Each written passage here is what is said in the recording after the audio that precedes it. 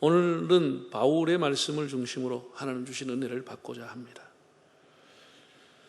여러분, 이 세상에는 소중한 것, 사람들이 중요하게 여기고 귀하게 생각하는 것이 많죠. 우리나라도 한 30년, 40년 전만 해도 김포공항으로 외국 갔다 들어오는 사람들마다 해외여행하면서 빈손으로 오는 사람이 없었습니다. 일제밥솥, 소니 녹음기, 다리미, 심지어 텔레비전, 카메라, 시계, 온갖 것 다 사가지고 들어왔습니다. 국내에는 사는 것도 쉽지 않고 비싸고 또 그런 물건이 없었습니다. 지금은 해외 가서 그런 거 사오는 사람 별로 없습니다. 왜냐하면 국내에서도 얼마든지 해외 직구로 살 수 있고 그런 물건은 백화점 가면 흔하게 있습니다. 그때는 굉장히 소중하게 생각해서 해외여행 이 기회에 사가왔지만 세월이 가면서 그런 거 별로 귀하게 생각하지 않습니다. 오히려 우리 한국에 와서 일하고 있는 노동자들이 이제 일을 마치고 자기 나라에 가면서 인천공항 같은 거 가면 한 보따리 사가지고 사가는 걸 우리가 보면서 격세지감을 느낍니다. 해외여행 가서 우리가 사온 것, 가방에 넣고 막 보관하기 힘들고 운반하기 힘들지만 그 가지고 오지만 시간 가면 그것도 별로 중요하지 않습니다. 그때는 그 장소에 여기 밖에는 안 파는 것 같아서 가지고 오지만은 세월이 가면 그렇게 소중하지 않습니다. 운동선수가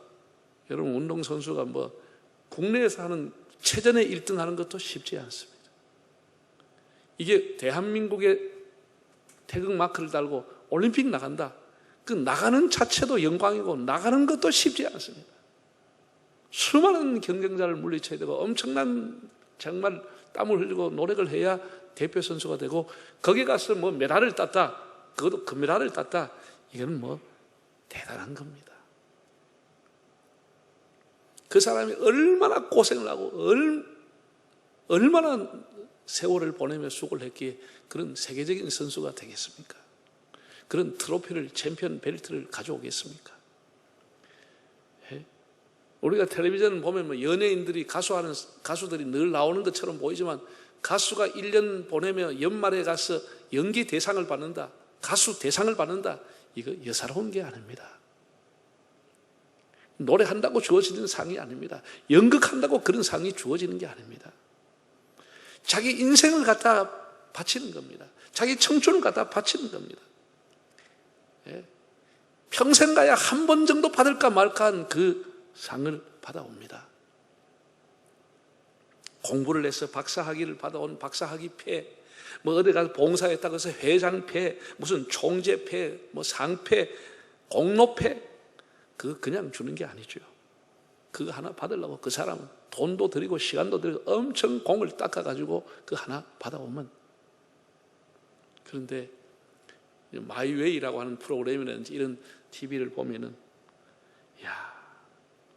그렇게 하나 얻기 힘들고 그 연예 대상, 가수 대상 받기, 그 챔피언 받기 힘든 그것을, 그 소중하고 자기 인생 청춘을 바쳤던 그것을 정리하고 버리는 사람도 있습니다. 다 정리해서 창고에 버려버리는 사람도 있고 아예 그냥 쓰레기통에 버려버리는 사람도 있습니다. 인생의 고난과 시련과 환난이 오니 그런 패가 자기에게 아무런 도움이 되지 않는다는 것. 괜히 왕년의 그런 이력 때문에 오히려 자기 인생이 더 체면챙이다가 더 어렵게 살 수 있다고 다 갖다 버려버리는 거죠. 오히려 그때 잘 나갈 때 잊어버리고 있던 하나님 앞에 돌아오고 그때 멀리했던 교회로 돌아온다고 하는 그런 얘기를 하는 걸 들었습니다. 나는 이제 모든 것을 버리고 기독교로 기이했습니다. 나는 이제 하나님 앞에 돌아왔습니다. 이렇게 일반 방송에 나와서 교회처럼 신앙 간증처럼 얘기하는 사람들도 있습니다. 한때는 그것이 없으면 안 되는 줄 알고 목숨을 걸다시피 했던 그것, 세월이 가니 아무것도 아니고 다 버려버리는 것입니다. 오히려 그것이 내 인생의 발목을 잡는다고 쓰레기통 갖다 버려버리는 것입니다. 나는 그 사람이 참 현명한 사람이라고 봅니다. 들으세요, 여러분. 옛말에 개가 죽으면 사람들이 서로 가려고 서로 가져가려고 하지만 사람 죽으면 아무도 안 가져간다 그랬습니다. 다 지나가는 것입니다. 그거 하나 얻으려고, 그거 하나 받으려고, 그거 하나 차지하려고 온 세상이 지금도 야단 아닙니까? 계절이 지나가듯이 바람이 불다 가듯이 다 가는 겁니다. 그래서 사람들은 경쟁하고 스펙을 쌓고 온갖 에너지를 갖다 쏟고 세월 가면 아무것도 아닌 그것에 모든 마음을 갖다 쏟아넣습니다. 전도서의 솔로몬의 말씀이 생각이 납니다. 모든 것이 헛되고 헛되고 바람을 잡는 것이라고 했습니다. 우리가 이걸 알아야 됩니다. 우리가 세월을 살면서 그런 걸 깨닫지 못한다고 하면 인생을 통해서 뭘 얻을 수가 있겠습니까? 젊었을 때는 모를 수 있습니다. 그것이 최고인 것처럼 보입니다. 그거 없으면 죽는 것처럼 느껴지고 목을 걸고 온갖 에너지를 쏟지만 세월이 가면 이 세상에 대단한 것 아무것도 없습니다.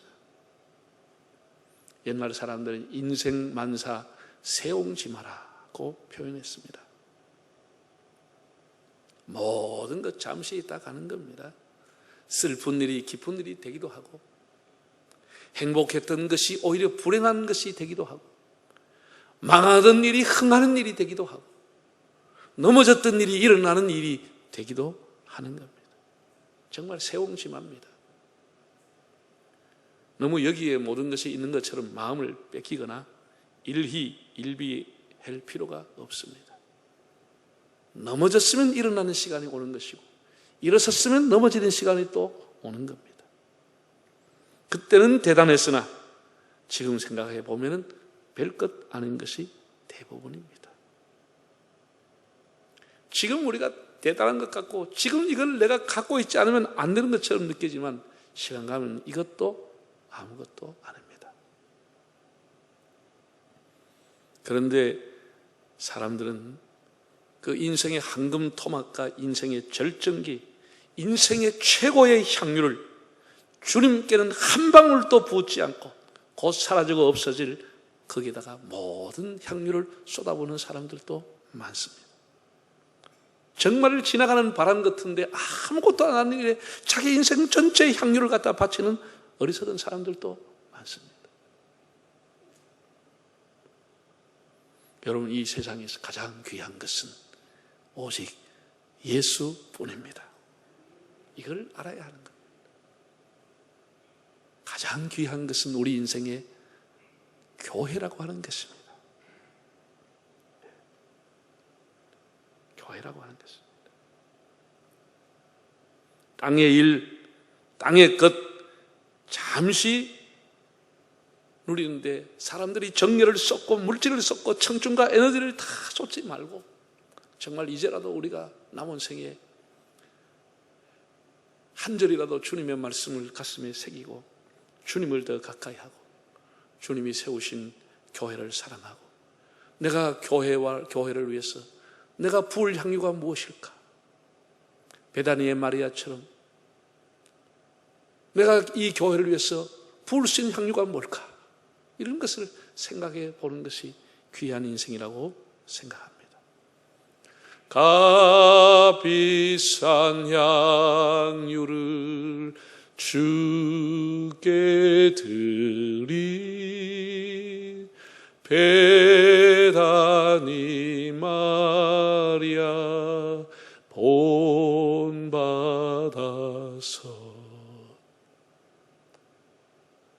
내 인생의 가장 값진 것을 우리 어디에 허비했는가? 어디에 갖다 부었는가? 어디에 갖다 쏟았는가? 지나간 세월 예수님을 위해 그의 몸된 교회를 위해 이름 없이 빛 없이 향유를 부은 분들이 있었기 때문에 오늘의 이 교회가 여기에 있는 줄로 믿습니다. 바울은 교회란 곧 그리스도의 몸이다. 교회와 예수님을 동일시했습니다. 즉 주님을 사랑한다면 그 사람은 교회를 사랑하게 된다는 뜻입니다. 오늘 본문에 보면 이 집은 살아계신 하나님의 교회요 진리의 기둥과 터니라고 했습니다. 여기에 나오는 한 4가지 정도를 생각해 보려고 합니다. 첫째는 이 집은 살아계신 하나님의 집, 이 집은 하나님의 집이라고 했습니다.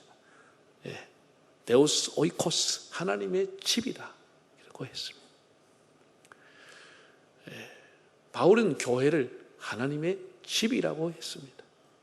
옛날 사람들은 이렇게 천국이라는 말을 별로 쓰지 않았습니다. 옛날 사람들은 거기가 다 천당이라고 불렀습니다. 집당자를 사용했습니다. 하늘에 있는 집이다. 하늘에 있는 집이다. 이 나라 국자, 나라라고 하는 말을 옛날 사람은 잘 안 썼습니다. 왜냐하면 나라가 늘 뺏어가고, 나라가 늘 억압하고, 나라가 늘 세금을 징수해가고, 군대 징발하고, 나라가 늘 자유를 뺏고 힘들게 하기 때문에 하나님의 나라라고 하는 말을 쓰지 않고 하나님의 집이라고 했습니다. 천당이라고 불렀습니다. 천당이라고.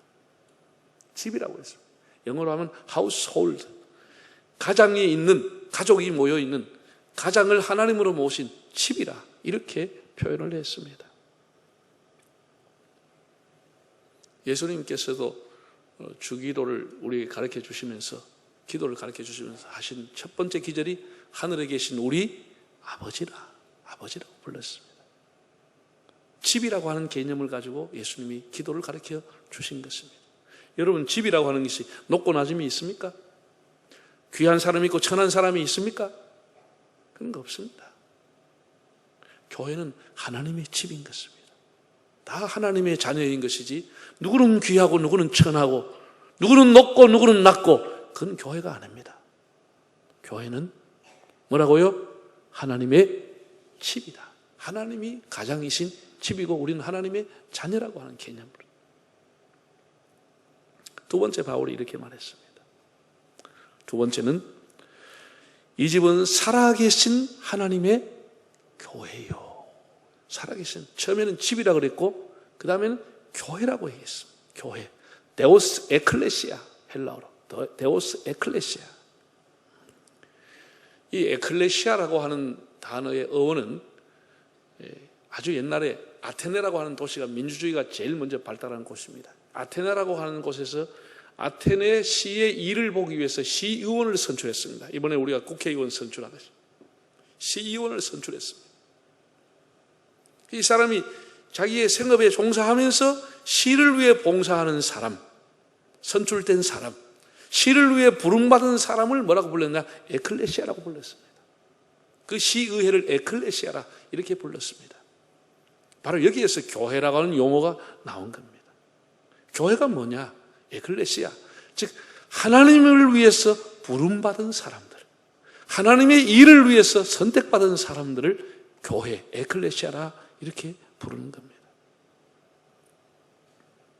이 세상에 우리가 살아가고 있지만 하나님의 일을 위해서 하나님이 불러주신 사람, 선택해 준 사람, 그 공동체, 그 교회를 에클레시아라 이렇게 부르는 겁니다.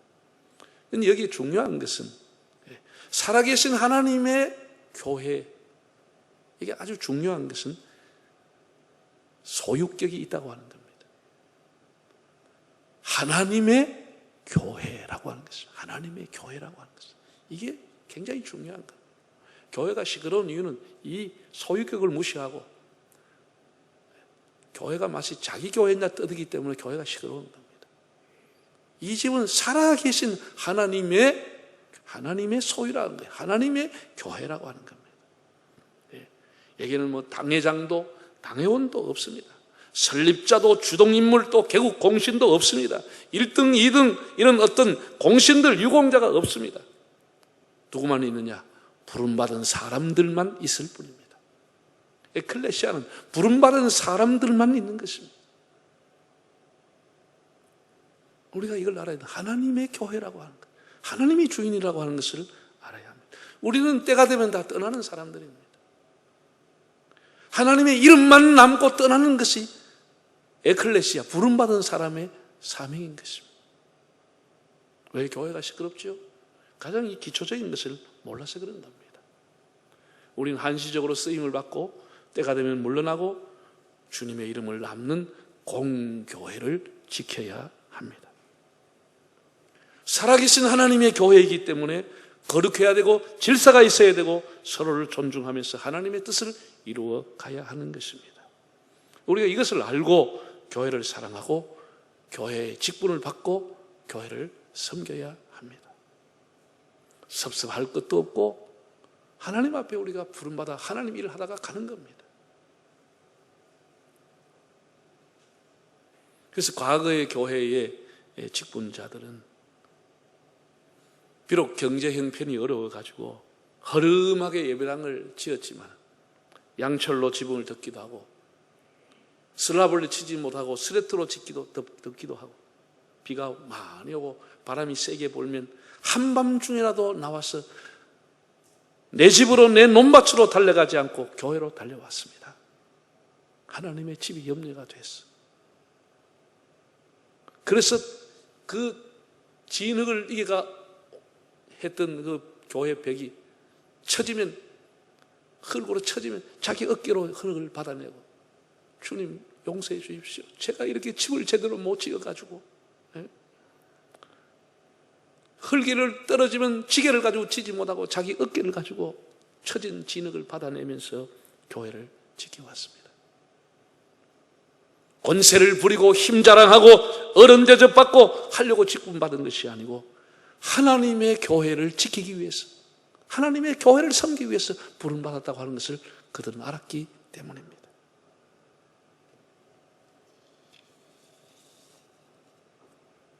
살아계신 하나님의 집이다. 세 번째 교회는 진리의 기둥이라고 했습니다. 기둥이라고 했습니다. 그것도 진리의 기둥이라고 했습니다. 지금은 건축술의 발달로 건물에 기둥이 없이 짓더라고요. 참 대단하죠. 과거의 건축물이라고 하는 것은 기둥이 없는 건축은 상상을 못했죠. 다 기둥이 있습니다. 여러분 로마나 그리스, 터키 오래된 도시를 가보면 어마어마한 건축물이 있고 거기에 건물은 지진으로 무너져도 기둥은 그대로 남아 있습니다.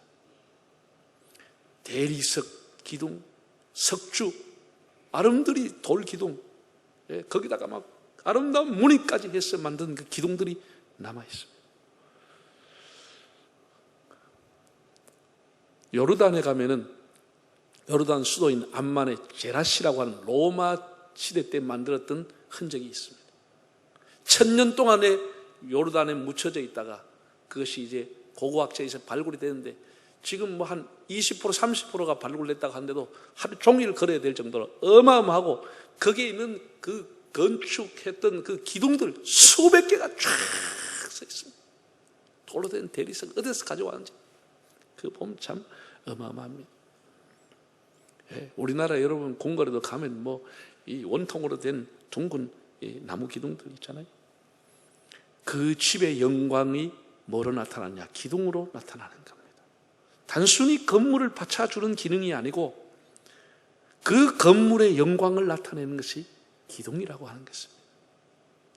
아예 로마 시대에는 그 위에 건물이 없어도 기둥만 갖다 100개씩 150개 갖다 길가에 세웠습니다. 그 기둥이 그 도시의 영광을 보여주는 겁니다. 집을 오래도록 버티게도 하고 그 도시와 그 건물을 빛나게 하는 것이 기둥입니다. 교회의 자랑이 뭐냐? 교회의 버팀이 뭐냐? 교회의 영광이 뭐냐? 바울은 진리의 기둥이라고 했습니다. 진리의 말씀, 생명의 말씀, 변함이 없는 말씀, 우리의 삶의 기준이 되는 이 진리라고 하는 것이 교회를 교회되게 하는 기둥이고 교회를 영광스럽게 하는 기둥이라고 했습니다. 교회를 가장 영광스럽게 하는 게 뭐냐? 진리라고 하는 기둥이 서 있어야 된다는 것입니다. 진리의 기둥이라는 것입니다. 마지막 네 번째 보면 바울은 진리의 기둥과 진리의 터이니라고 했습니다. 교회는 진리의 터입니다. 터라고 하는 말을 헬라를 보면은 헤드라이 오마라고 하는 단어인데 기초, 토대라고 하는 뜻을 갖고 있습니다. 우리가 높은 건물은 기초가 눈에 보이지 않습니다. 그러나 20층, 50층 가 있으면 10m, 20m 이하 기초를 튼튼히 해야만 20층, 30층이 올라갈 수가 있습니다. 그 기초가 부실하면 건물이 무너지게 되는 것이죠. 교회는 개인의 어떤 이념이나 철학이나 무슨 사상이나 컨텐츠, 역사 이런 것이 기초가 되면 무너지고 마는 것입니다. 이단이 왜 오래가지 못하죠? 진리의 말씀 위에 서 있지 않기 때문에 이단은 얼마 가지 못해서 다 저절로 무너지고 마는 것입니다. 기초가 없기 때문에.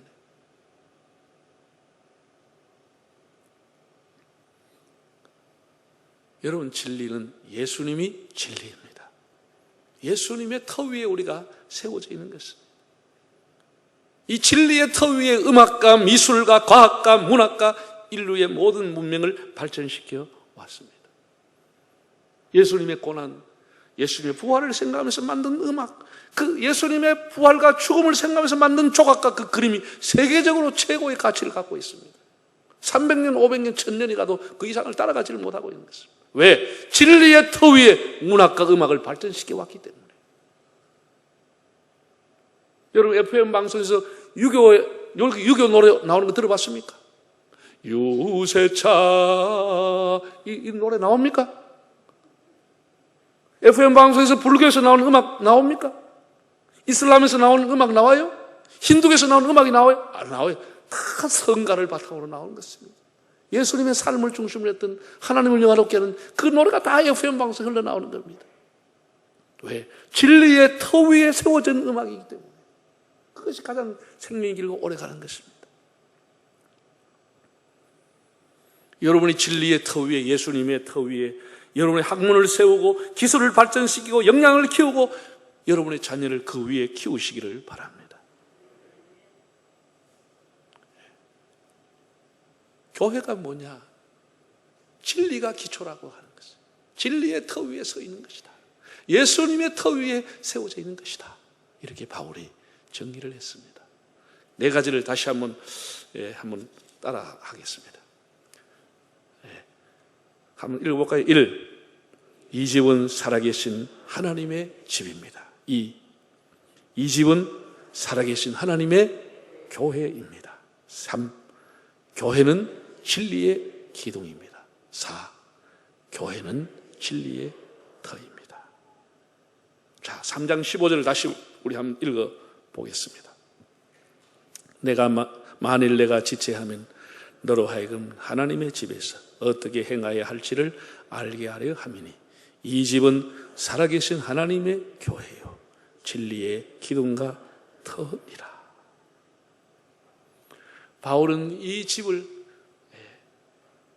하나님의 교회를 하나님의 집이라고 했어요. 오이코스, 데오스 오이코스. 하나님이 가장으로 계시는 집이라. 우리는 하나님의 자녀라고 그랬어요. 살아계신 하나님의 집, 데우스 에클레시아. 하나님의 교회, 하나님이 시를 따라 때를 따라 불러주신 사람들, 그 사람들을 위해서 하나님이 일을 하게 하신 하나님의 교회라고 했습니다. 그리고 진리의 기둥과 터라고 했습니다. 교회는 진리를 갖고 있을 때 하나님의 영광이 드러나게 되는 것입니다. 우리가 이 집에 하나님으로부터 부름을 받았습니다. 우리의 수고와 눈물을 통해서 하나님의 영광이 진리의 기둥이 더욱 빛이 나는 은혜가 이후에도 있기를 바랍니다. 다 머리 숙이겠습니다.